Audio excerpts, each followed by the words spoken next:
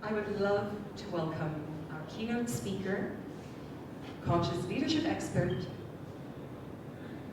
also known as Morpheus.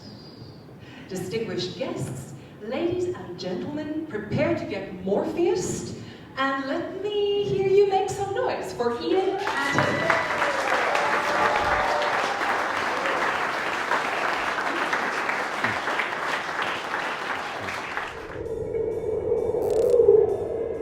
Distinguished guests,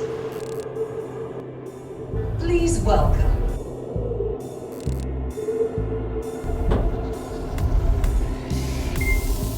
international keynote speaker, conscious leadership expert, Uwin Hatton, also known as Morpheus.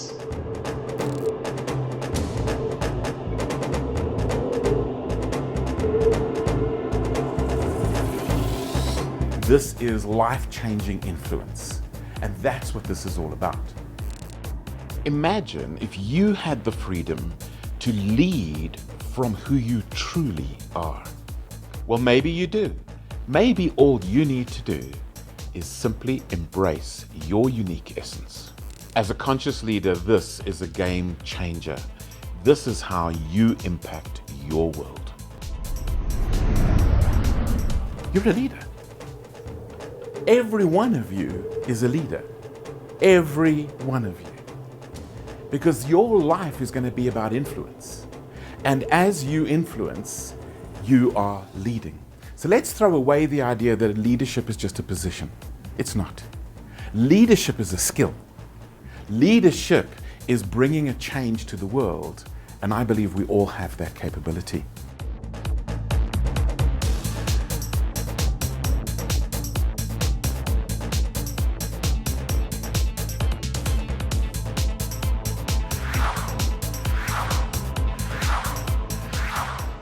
Your journey of becoming a conscious leader starts with you connecting with yourself. Are you courageous enough to see how deep that rabbit hole goes?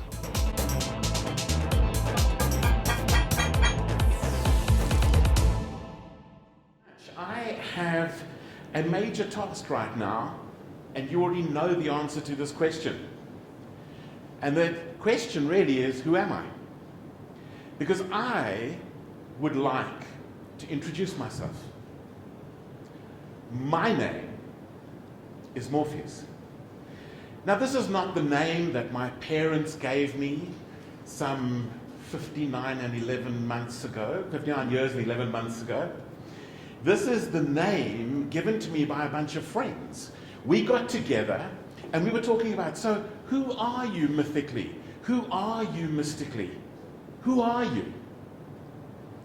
And we got together and we were going around, and the one, my best friend's wife, she knows exactly who she is. She's River from the Serenity series. Now, if any of you know the Serenity series and you know who River is, you'd be trembling in your boots right now, okay?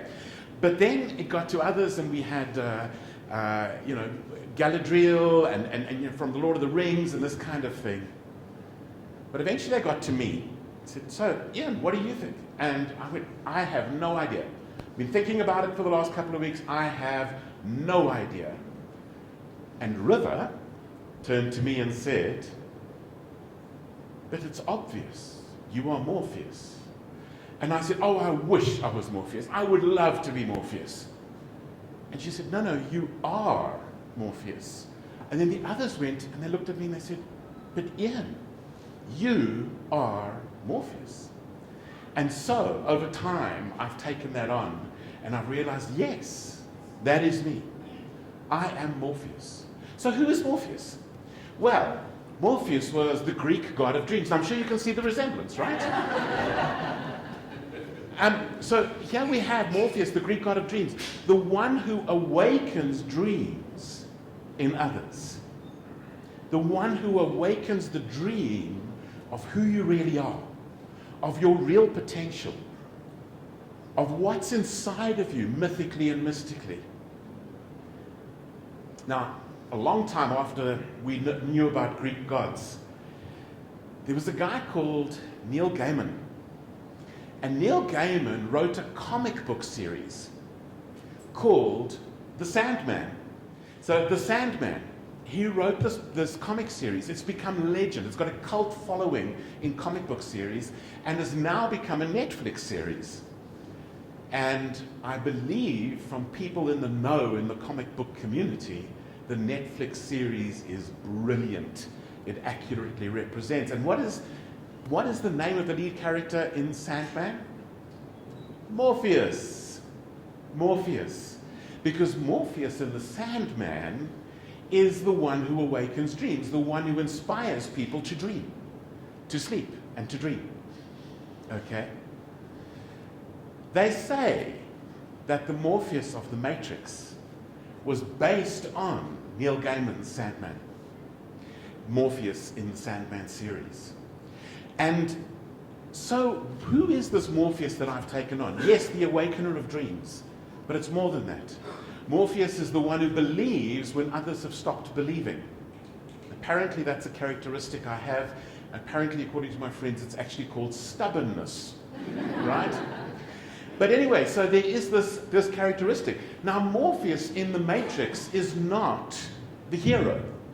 Morpheus in the Matrix is the one who raises up the hero. Morpheus in the Matrix is not the political or military leader, but supports and advises the political and military leaders. So that's me. Now, Marie kind of introduced this little idea of how do you feel about the current state of leadership in the world? How do you feel about it? Well, let's have a look. You've been invited to join us on AHA Slides. If any of you have not yet done that, it's ahaslides.com/LLM. If you can get there on your phone, then guess what? Completely anonymously, we will get from you how you feel about the current state of leadership in the world. And you can scroll up and down, and you can say, okay, it's great, it's bad, it's okay. All right? So let's have a look. This is growing, it's growing, it's growing. Ha. Well, isn't that interesting? 76% it's bad. Now that is a fascinating statistic. I'll tell you why. Because I'm about to show you a piece of research on the current state of leadership in the world in organizations. A lot of us think about political leaders, don't we? Okay? But what about the state of leadership in organizations? So here we have 75.8%. Isn't that very, very interesting? Let me show you something. Latest piece of research that just over 76% of organizations report that their leadership is lacking. And only under a quarter that leadership is sufficient.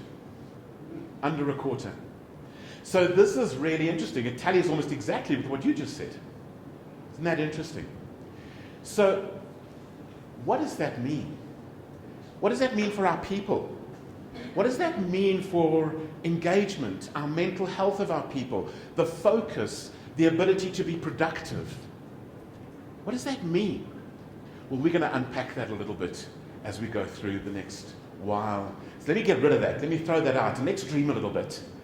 Let's dream about this. What is possible? What is possible? I'm going to be sharing with you 4 conscious leadership ideas today that you can do something with immediately in the next, okay, maybe not over the long weekend, well, that's up to you. But you can do something with these ideas. 4 of them.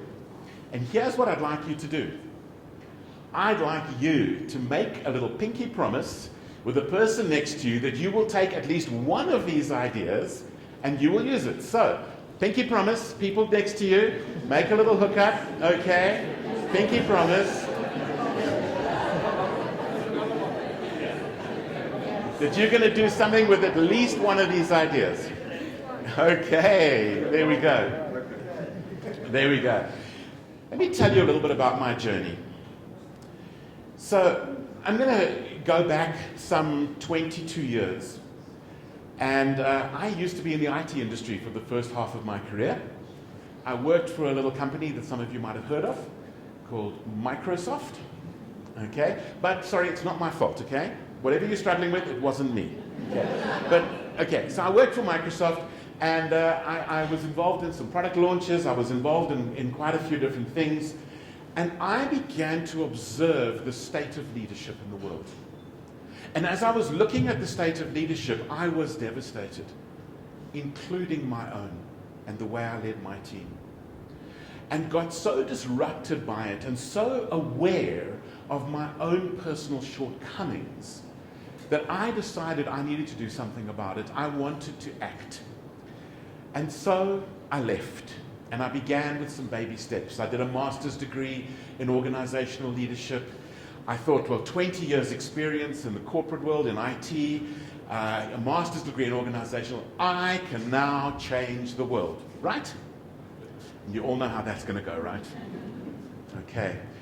And what in fact happened was all my attempts just were not working. I had a business, and the day came, nearly 10 years after leaving Microsoft, where everything crumbled for me. I hit 3 major problems. The first is, my wife, the love of my life, wanted a divorce. The second is, I knew it was time to get out of my business, and my business partner wanted me out. And I got rid of my shares at a very low price to my business partner. And the third was that I left my spiritual community that had been so important to me for so many years.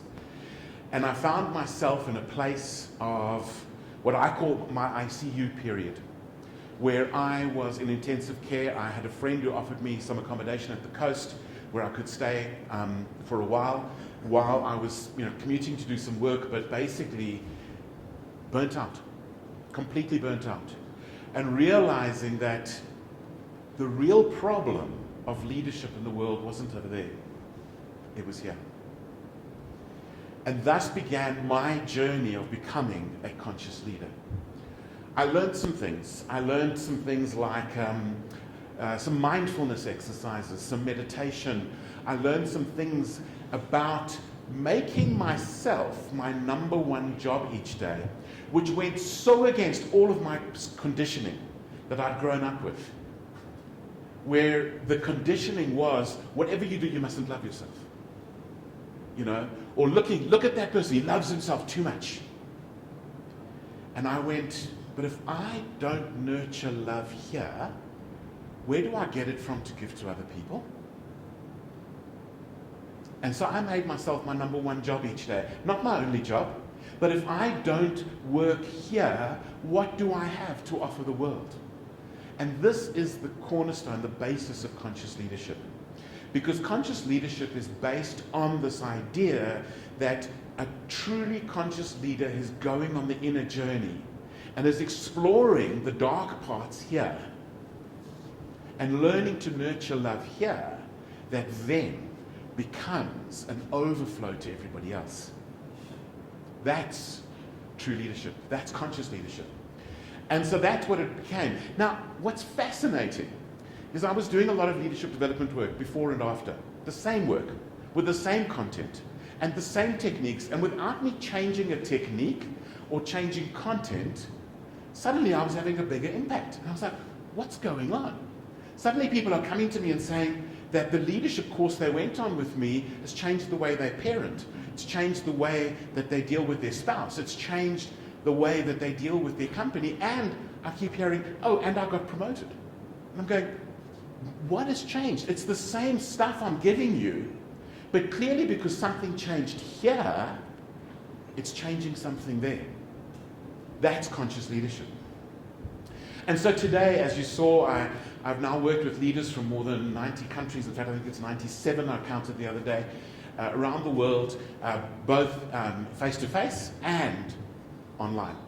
And I've been doing that now for some 18 years. But really with a bigger impact since 2011. So I'd like to say that this story, amongst many, many others of my stories, and yes, I'm a storyteller, is the focus of my upcoming book called Lead Like Morpheus.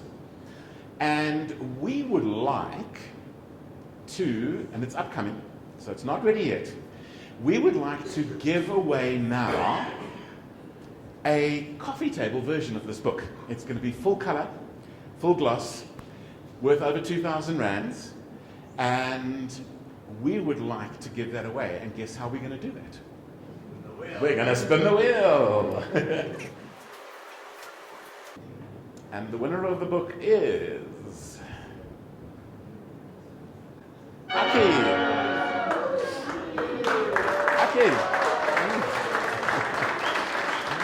Congratulations. Thank you, sir. Wonderful. Here is your actual, we will get hold of you and we will send you the book. There we go. Thank you. Oh, okay. There we go. So why do I do this? Why do I now do this conscious leadership stuff all over the world with people from all over the world? Why do I do it? Well, I've told you the story of Morpheus, and that probably explains most of it.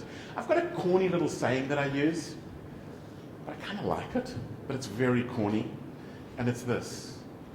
I believe my purpose in life is to rock the world by building conscious leaders who will rock their worlds. That's what I'm about, and that's what this is about for me.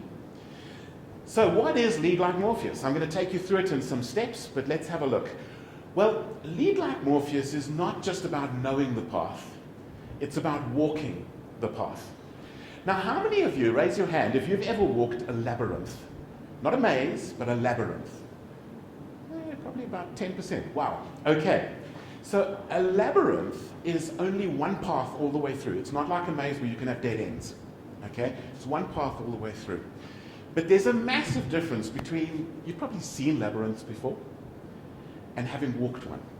And anybody who's walked one will know there is something very, very special. There's an equal number of right and left turns. It's very balanced. There's an equal number of right and left U-turns. It's very, very balanced. And you get to the middle and you contemplate 6 different things in one of the types. So in about 6 months ago, beginning of October of last year, I was in Dublin, Ireland. And we had the privilege of going to the Christchurch Cathedral, where there is a labyrinth outside.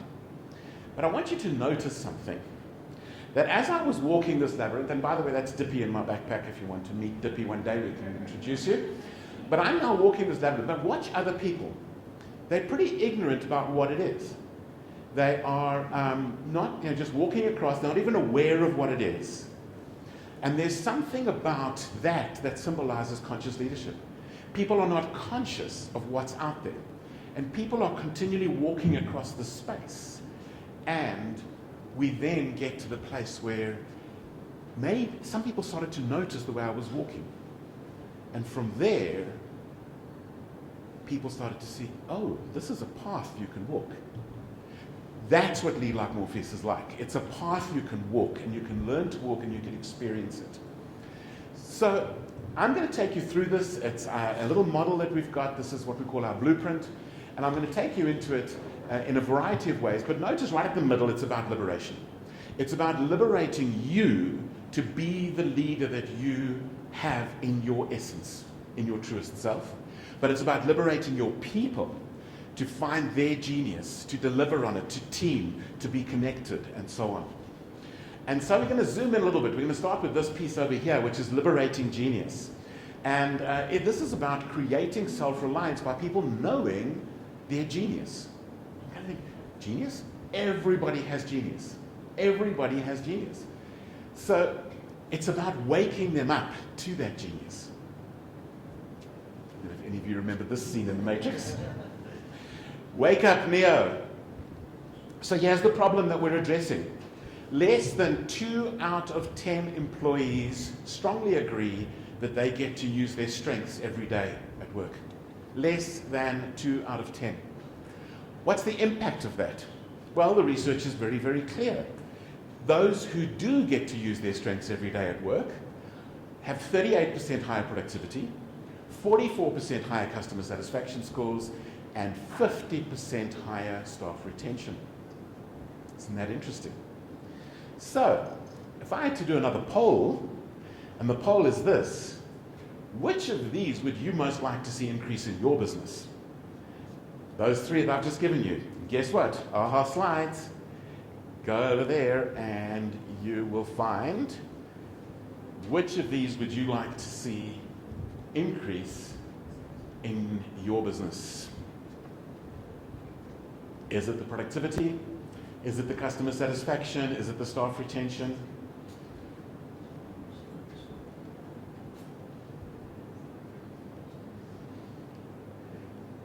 The retention is there too. Okay.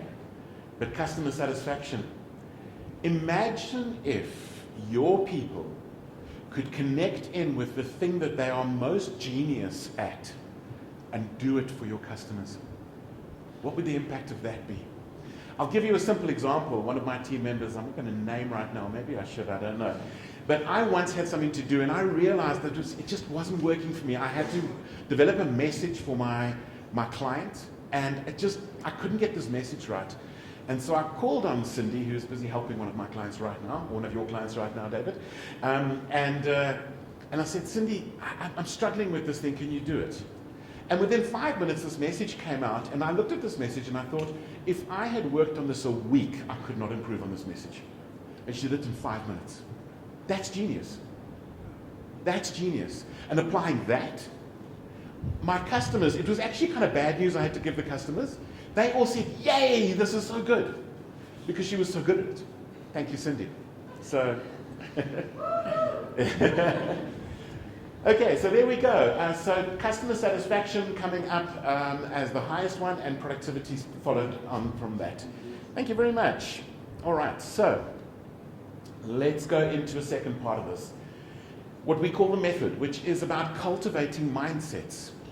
Now, here's a really interesting quote about mindsets that we're going to get into, but here's the problem. The problem is this: limiting beliefs and old mindsets are preventing our employees from engaging and performing in their true zone of genius. In other words, the problem is here or here, a mindset or a heart set problem. Okay? There's a lovely quote from Steve Maraboli who says, once your mindset changes, everything on the outside will change along with it. And isn't that true? The mindset is the real problem.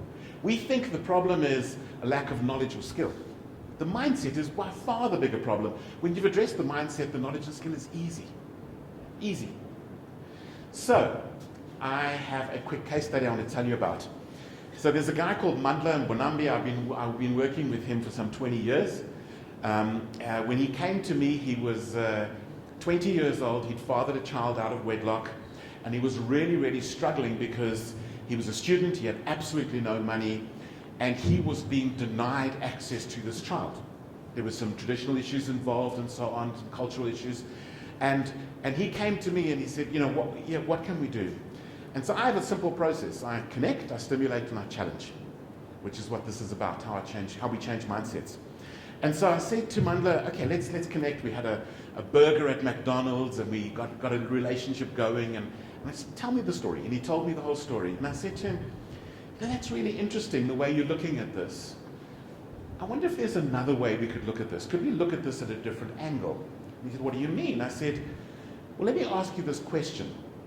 You concerned about your rights? And he said, yeah, that's exactly it. His rights are being violated. I said, is there a link to responsibility? And he said, what do you mean? I said, what have you done for this child? Well, he's got no money, and he didn't, by the way. He literally did not have any money. And I said, well, how do you have rights of access if you're doing nothing for this child and you haven't taken up the responsibility as a father? And he sat there and he went, I get it. So I challenged him. And I said, how about you stop complaining about your rights until you've taken responsibility? And it was just 2 or 3 weeks later, he messaged me and he said, Ian, I've sent a blanket. I've sent a blanket. And I have no idea. I know he didn't steal it, because he's got very strong morals. But I have no idea how he got the blanket, but he got a blanket and he sent it. And then sometime later he got his first sort of intern type job, very, very low pay, but he managed to pay for childcare so that the mother could work. And then he took it a step further and he catered for tertiary education for Bongani. And then he took it a step further and he got Bongani into TES. Nice one, David.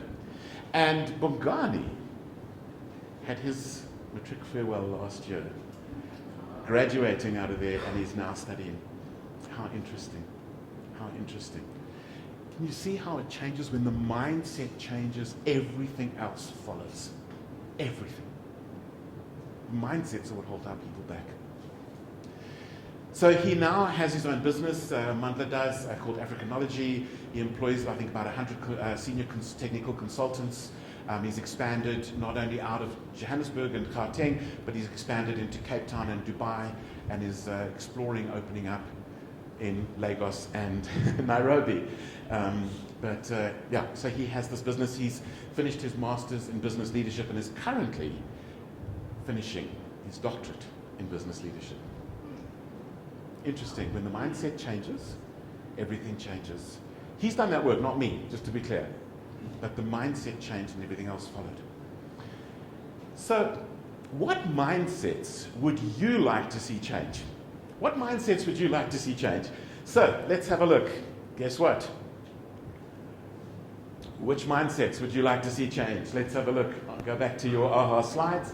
And I've listed a bunch here. So we've got things like victimhood and blame, entitlement, groupthink, low confidence, self-sabotage, lack of ownership, poor initiative, or even other. So, let's have a look. What mindsets would you like to see change in your people or your business? Or if you can't think of that, your family. Okay. Victimhood and blame coming up number one at the moment. Entitlement's right there. One of the big ones of the day. Oh, entitlement's gone up. Oh, entitlement's winning. Look at this. Very good. Wow. Okay, entitlement, lack of ownership, victimhood and blame. These are mindsets that we want to see shift. Thank you. Wow. None of them came under other, so I'm going to leave it at that. Very good. Let me move along. Thank you. So, let's move into the third part of our model, which is what I call impact. It's about leveraging the consciousness for us as leaders and in our people. We want to create leaders. Leaders create leaders. Okay? And so here's the problem that we're talking about here. Short-termism. Leaders who are only focused on this quarter's results or today's demands. We want to get away from that. We want to get leaders who are thinking about legacy. And it doesn't mean that this quarter's results aren't important. In fact, this month's results are important. But we need more than that. We want to be building legacy. We want to be building people who can make a difference in the long term. And I have a quote of all people from Dolly Parton. And Dolly Parton said this: if your actions create a legacy that inspires others to dream more, learn more, do more, and become more, then you are an excellent leader. Lovely. So we have a gift for you. It's called the EGG3 Assessment, the EGG3 Leadership Assessment. Now, if you stay on your AHA slides, what you're going to find there is a link, and you can click on that link. We also have it available all around. It's at the table at the back if you want to have a look afterwards. But it is a free conscious leadership assessment. And we also have, which is not so free, a team debrief. So if you'd like to get your leadership team debriefed, we have this. And we're going to be giving away one of those a little bit later after the Q&A with 60,000 rands. A full team debrief of your leadership team, of all your team. And it really means all your people doing the egg, we do all the analysis, and then we come back and we spend time debriefing and strategizing what you can do with that. And so that is a gift. We're going to be giving away one of those a little bit later. And so I will tell you more about that in a moment. But The EGG3 Leadership Assessment, it has 3 different dimensions. One of them you'll get as a result straight away. If we do the group debrief, we debrief the other dimensions and talk about really where the opportunities lie with your team and your leadership. Okay, very good. Okay, so let me go on to the final piece here of this model. And so the final piece of the model, we've done all 3 bits in the middle, but there's a piece around the outside. And the piece around the outside is about team. This is really about team. We want to be able to create highly connected teams. Highly connected teams. This is what it's all about. And this is, we've got a whole process around this, the why, the who, and the how, and all this kind of stuff. But let's talk about the problem. The problem is this. More than 80% of teams never reach stage 4. What is stage 4? I'm sure you've all heard, or many of you have heard, forming, storming, norming, performing. A guy called Tuckman back in the middle 1960s created this model that teams go through these stages. The research shows that the performing stage, the stage where you've got morale and performance or productivity at its highest, is only reached by less than 20% of teams. And you know what? In leadership teams, it's less than 10%. Less than 10% of leadership teams reach stage 4 team development or perform team development, where you are at your productivity and morale that you're looking for. Most get stuck in the norming stage. About 50% of teams get stuck in the 3rd stage and never get beyond that. So, we have ways of working with that. I love this little quote from Simon Sinek, and he says this, that a team is not a group of people who work together, it's a group of people who trust each other. And we have processes for trust, we have assessments for trust, we have a whole bunch of things there. So let me ask you a question. What would you like to see shift in your teams? So we go back onto our slides, I'm going to flip it to the next one. And what would you like to see shift in your teams?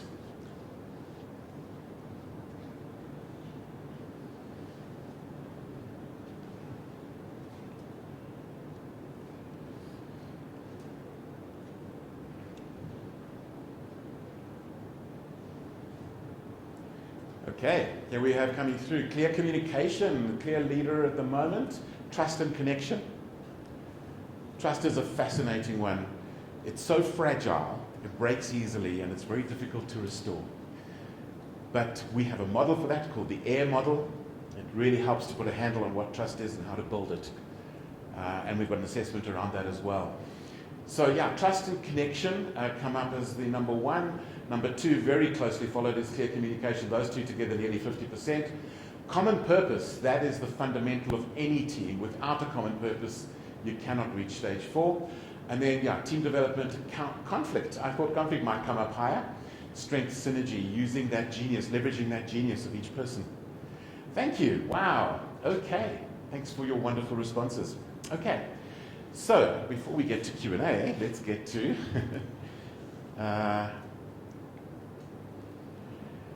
So, let me bring it a bit together.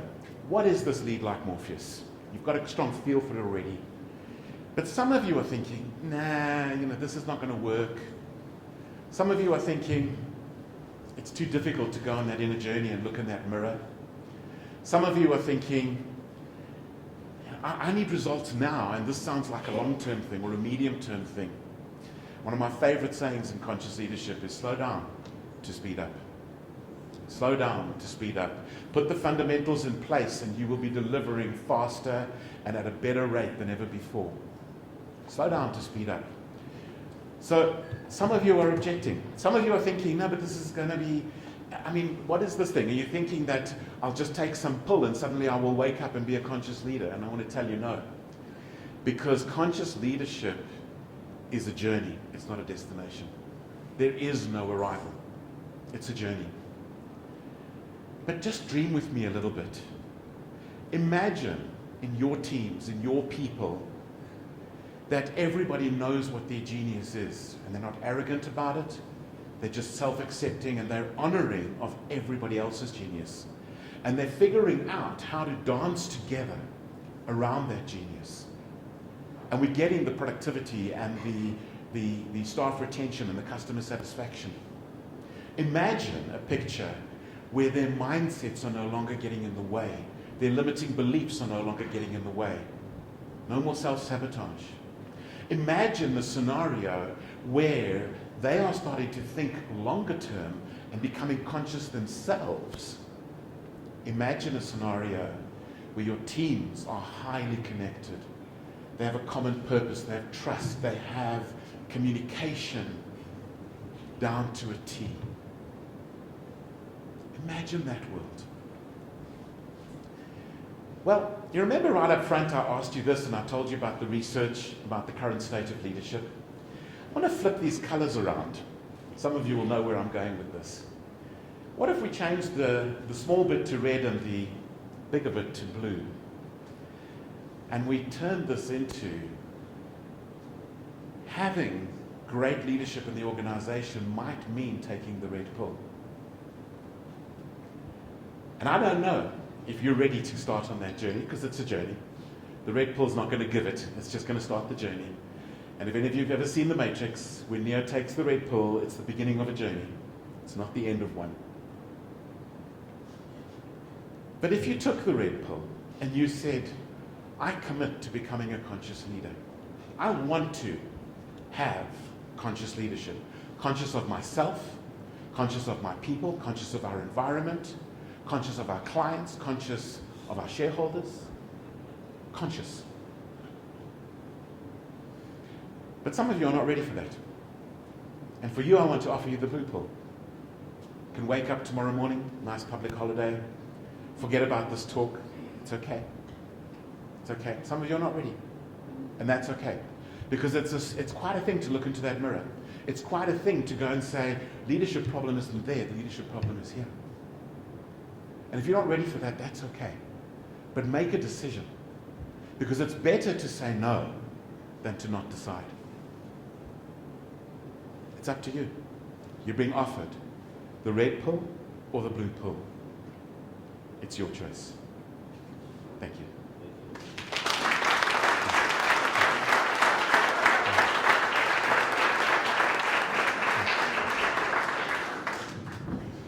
Ian, thank you so much. That was an amazing journey, or the conscious, thought-provoking thing. This is now Q&A time. We are not going to delay this too long because the beers are cold, the wine is chilling, the snacks are there, and the holiday is about to start. So, but please, Ian's here. He's a vast amount of experience, and let's have a first audience question for Ian. Okay, so if you feel like you're already where you need to be, or where you see yourself being at this age in your life, is it okay to take a break? I have never had that question and I love it. Thank you very much. So the question is, if you feel like you are where you need to be in your life, is it okay to take a break? And my answer would be categorically yes. Okay? It's a conscious thing. Because if you've reached where you want to be, you're probably getting ready for the next level. And that next level is going to come through you being conscious. And so taking a bit of a break, not just going grindstone, working day and night, maybe is exactly what you need to gain perspective, to step back a little bit, to look in the mirror again and say, okay, I've achieved what I wanted to achieve, now what? So I would absolutely, but I wouldn't mean take a break as in, let me just go and do nothing forever. I would be taking a break as in, let me see what else there is inside of me that is waiting to come out. Good question. Yeah. One of your opening slides was the question, do we think there's a leadership crisis? And as one would expect overwhelmingly, the audience said, yes, we do. And like you said, most of us had political leadership in the back of our minds. And a huge chunk of your presentation and your conceptualization is at organizational level. Where I'm standing when I think team was also the line of work I'm in at the moment. I'm thinking the nation, so I'm thinking the politics. When you talk about conscious leadership at that level and all the four elements, awakening, etc., how would you appropriate it to that level? What a beautiful question. So the question is around not just business organizations, but the organization of politics, the organizations beyond that. I mean, we have a lot of institutions that are not businesses as well. And the institution of government is one of them. And so to me, in my work with leadership, I have not primarily worked in the government space. So most of my examples and my stories are going to be a business.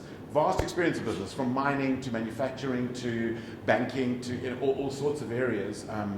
But my experience is not primarily government. But it's you are voicing a question I get asked daily. Because there are serious shortcomings in political leadership. And it's absolutely a dire need, not just in this country. Yeah. But I mean, I've worked all over Africa and Middle East, and now I look at some of the stuff of the so-called development, and I'm going, what on earth is going on? And you can see it all clearly there. Personally, I don't think my primary purpose is in that, to be really frank. But what I can tell you is I am raising up people who do have a primary purpose there. And so I might not be the hero who's going to be influencing there, but I absolutely believe that that is where there is a massive need. And I get asked that question all the time, and I'm hoping, and I think one of them sitting next to you, that the people I'm raising up are going to be impacting at that level, and I believe you might be one of those too. Can I just add to that? I think, you know, I'm not a politician, but I'm a passionate South African. And I think for too long, all of us have done not enough. We have not taken our civic duties seriously enough. And we have let it be outsourced to those people. And us as human beings that want to make a difference, no matter how small, we can do that. We can be the change. And that's what I think we need to start doing. And if each one of us does it a little bit more tomorrow, a little bit more tomorrow, and may God then lead you in the right paths to make the bigger impacts. But it starts with the small things before the big things come.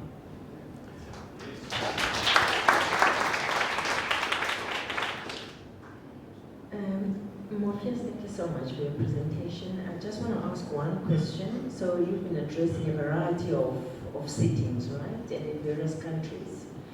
In your collation of those engagements, what is the common blockers, perhaps, to leaders to be able to lead in the manner in which you've just unpacked for us? And maybe you can take it, I don't know, country level or maybe industry level or whatever level you want to pitch it. Thanks. What a brilliant question, and this is a question that I've answered regularly, and I love the question. And it's not different from country to country. I will explain where there is a slight difference, but I have encountered the exact same problem as the primary problem that I experience with leaders in business. And I'm talking about senior leaders, typically managers of managers of managers of managers. Okay, so this is the level that I've had a lot of work that I've done is at exactly that level, and it might shock you. I don't know if it will. I don't know if it won't. It might shock all of you. I don't know. But the number one issue I encounter at that level is a victim mindset. Yeah. A victim mindset. Let me explain what I mean by that. I start talking about, here's some good practices for your people to build your team, to do this, to do this. I'm not going to do it until my boss does it to me. This is senior leadership. Okay, well, what's stopping you from leading? Oh, the government. Where's the problem? Oh, the economy. Okay, well, what about if you do this for your people? Oh, no, my people. That's really where the problem is. My people are terrible. So in other words, they're sitting in the middle and they're pointing this way and this way and this way. And all of the blame is there, and none of the blame is here. Zero, nothing. And I say to them, and I mean, we all know that Nelson Mandela is not a perfect figure, but I say to them, imagine if Nelson Mandela in the 1960s had gone, okay, well, the problem is the government, so until the government changes, there's nothing we can do. That's not leadership. In fact, I would say that victimhood is the opposite of leadership. The victim mindset is the opposite of leadership. Ownership is leadership. And it's saying, what can I do? To David's point, what can I do? And I see that lacking at every level I've worked with all over. I'm not saying it's the only problem, but it has come up everywhere. And I'll give you some simple examples.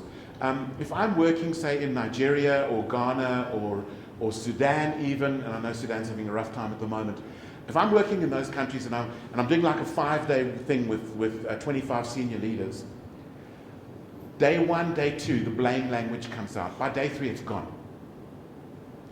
In South Africa, it's still there on day 4. The blame language is still there on day 4. Maybe by day 5, I've managed to get it out of their vocabulary.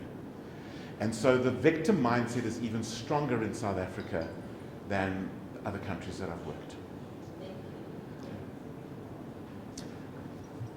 Hi, I'm Sam. Hi, Sam. Hi. More a comment than a question, and it follows up from what Sophie said earlier on. Leadership in the social space, I straddle 2 worlds. One, the desperately poor and destitute, and the other one, the super rich and privileged. And I live a stone's throw away from State City. I work in Deep Sloot. So I see these 2 worlds every day of my life. And when it comes to the kind of leadership that make a change at societal level, the trust element is a massive issue. I've been on this Morpheus journey for almost 2 years now, and the stuff I've learned about conscious leadership and how to be consistent and how to maximize your leadership input in spaces where most other people would fear to step into. If it wasn't for the Morpheus journey, it may have been a challenge for me. I would have done it because I've got this gung-ho attitude, I'm going to do it nevertheless. But I'm more effective because I understand some of the key elements of what it means to be a conscious leader. And, well, thanks to Uwin and Morpheus for that.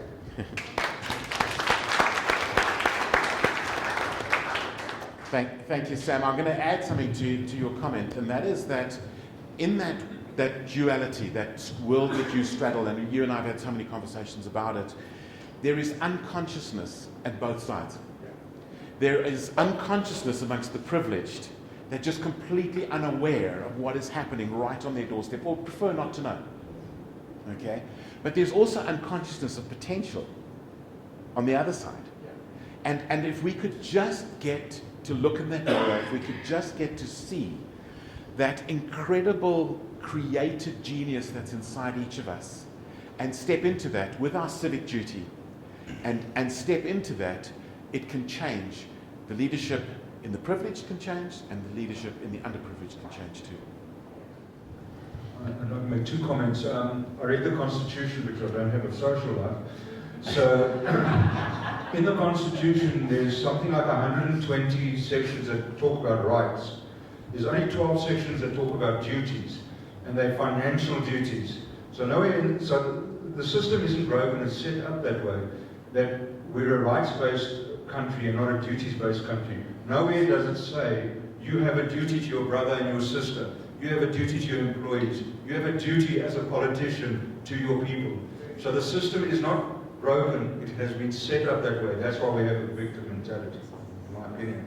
And the second one is, in business schools we are taught that our employees are resources to get a result. It's taught in all business schools. Now this is not a great way to work it. And how do you change business people's mindsets who are there for the profit and not for the people? How do you change them to get the profits are actually to help your people in your organization become better human beings and South Africans?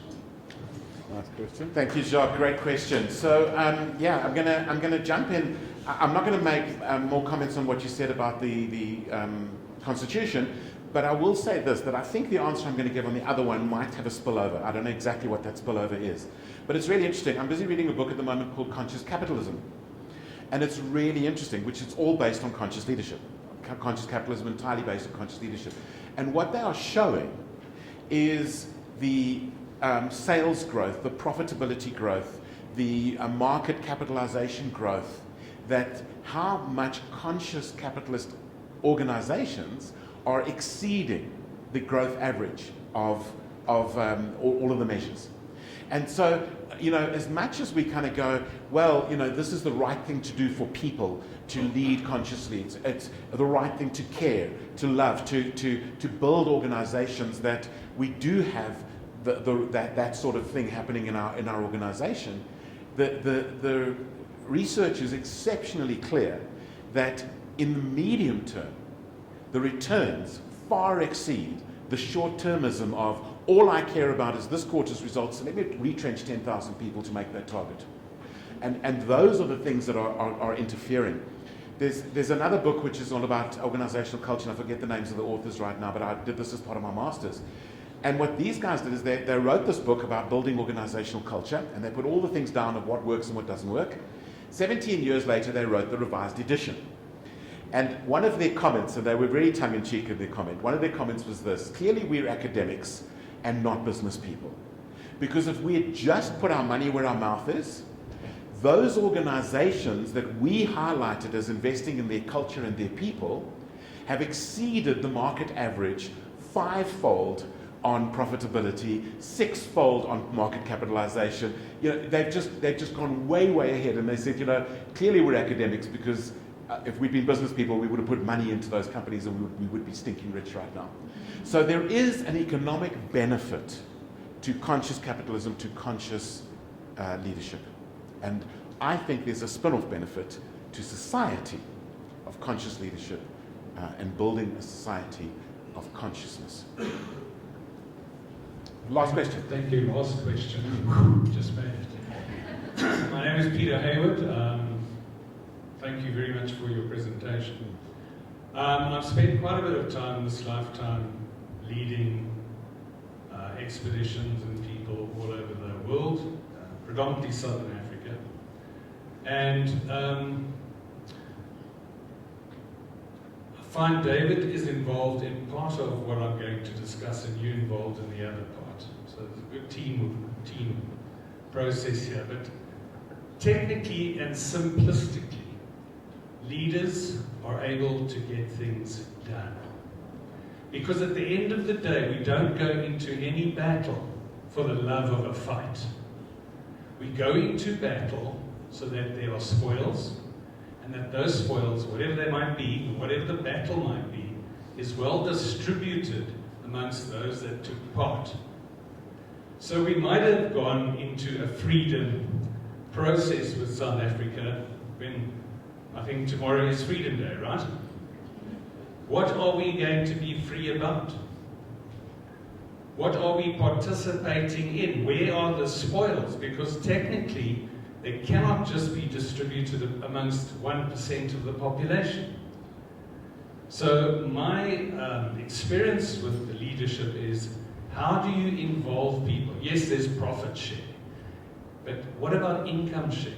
What about modules where the entire team are going to benefit when you achieve what you set out to achieve?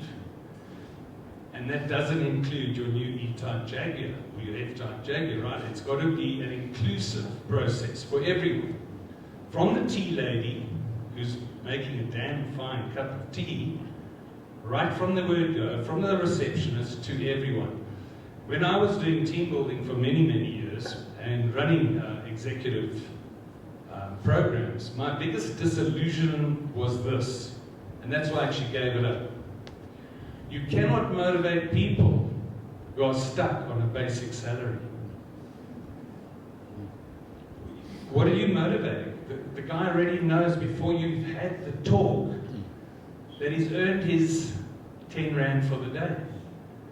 And what you've really now done at this level is you've taken away the game. People love games. So it doesn't matter what we're doing, whether we're on an expedition or whether we are running an IT company, there has to be a game in it, and there's got to be points being scored, and there's got to be something, and that's where you come in, the creation of games, because otherwise it gets too laborious. And a leader's job is to make sure the goals are scored. They're put in the back of the net. And when we have that, we have magic. And everyone goes home richer. Yeah. Yeah, well said.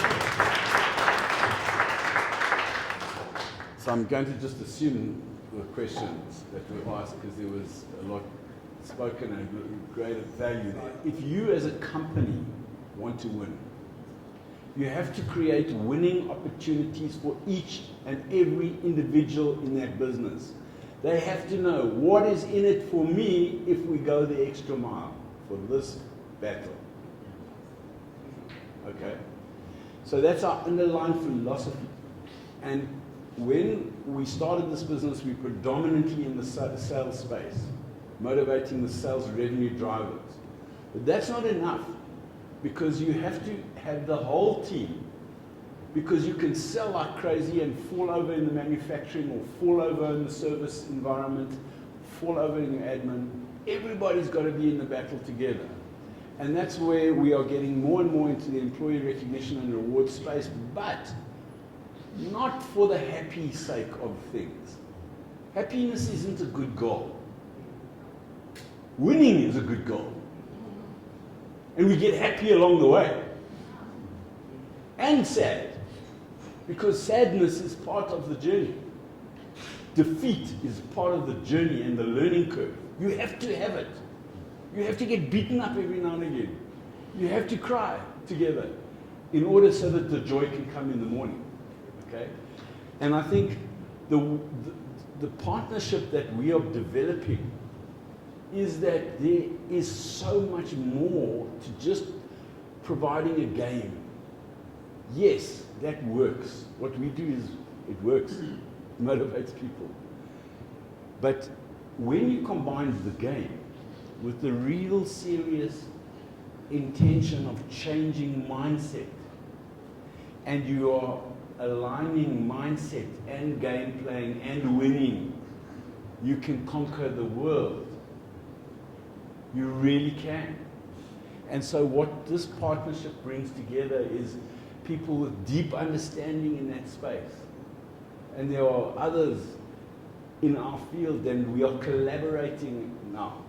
And Morpheus and Uwin Iwin are on a mission. We're on a mission. We're doing stuff to try and shift the needle.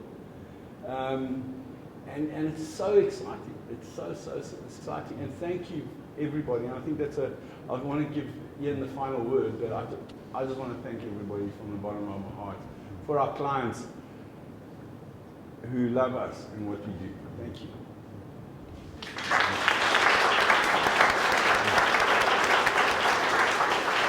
And for our friends that are in the room as well, my golfing buddies, some of them, my staff, my wife, my two sons, and our friends. You can't do this on our own. Winning is not an individual sport. When I made that mindset change, things started to appear very different in the world. You can't be a lone wolf. You have to have a community of people around you that care, and you can go to battle together. Thank you, David. I totally agree. Maybe just two comments on your question and comment, Peter. The first is this, that what we've seen with the emergence of conscious capitalism is one of the companies that did this is a company called Whole Foods Market in the US, very successful, very prominent. And they started out with almost like a more kind of, and I don't want to get too involved in politics here, but a socialist kind of mentality. And they couldn't get the business growing. Their staff were complaining they were being paid too little. The customers were complaining that the prices were too high. Just a whole lot of stuff was not really working. And they said, but then they looked at capitalism and they said, there's no ways they want to follow what's happening in capitalism. But they figured out this idea of conscious leadership. And what they then figured out, it grew to a point where they had their first major crisis. They'd been very successful, and they were wiped out in the floods of Austin in the mid-2000s. And it took out all their equipment, all of their produce and everything, and they said, this is it, we can't continue. Their clients came and said, can we help you clean up and reestablish this business because we like you so much? And they got stuck in, they rolled up their sleeves and they helped them to get reestablished. That's the ripple impact of conscious leadership. It's not socialist, but it is not typical capitalism as we know it as well. But it is about winning. And what I love about winning is, I'm not a massive team sport player, but I played team sports at school. Okay, I don't know. I can go. Okay, here we go. All right, and Stage 4. And stage 4. Here we go. So, and one of the things that's really interesting is the manager is on the side, the captain is on the field. If you had to try and play that game by every time you pass to the captain, then the captain passes, then you pass back to the captain, then the captain passes, you pass back, you're not going to win the game. You have to create the team, you have to build. And when you score, let's say in soccer, it gets quite romantic on the field. Everybody is celebrating this one person who scored. Oh, and the person who assisted. And when you win the game, it's very romantic in the celebration because everybody is celebrating. And in that sense, I'm totally with you. We want to win and we want to celebrate as a team the spoils. And a lot of conscious capitalist companies are putting things in place like this: the directors cannot earn more than a certain number of times of the lowest paid worker in the business.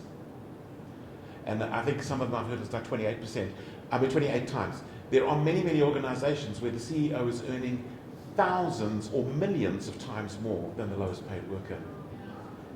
And that is not what we're looking for. The CEO might be winning, everybody else is losing. And that is not the way we want to play the game. Yeah. Thank you, Ian. Thank you. Thank you for great questions. Thank you. With that, I'm going to ask, how was the experience for you today? It was awesome. The talk by Morpheus, really, I've learned some things there and I really liked it. Yeah, especially the sayings, it was nice. Thank you. Yes. So what was your take from his presentation? From my point of view, it was an eye-opener, especially for me. I can say for me personally, Morpheus was great, motivating and uplifting. And I was happy to be part of the presentation and listening to the person, to Morpheus talk. Awesome. Firstly, it was great for me to meet the man behind Totally Morpheus and to just get more insight on leadership, all aspects that go into leadership, what creates leadership, or the kind of environment, that is that leadership actually excels in. So it was great to hear all about that. How did you find Ian's lead like Morpheus team? You could sense from there that he's got a lot of sort of expert knowledge that you could actually draw from if you actually had to, go on a course with him or tap into his expertise. I could see that. So with today's experience, it was very insightful, I must say. I think I needed that. So this is basically, it was a reminder that motivation is within you, Yes, as a team you have to motivate each other and whatnot, but at the same time still, it has to come from within. So it was quite much needed. The timing was perfect, I want to lie. And I am looking forward to share it with the team. And how did you find the presentations today? I really enjoyed it actually. It was quite refreshing. I didn't know what to expect. It's my first time, so it was really exciting.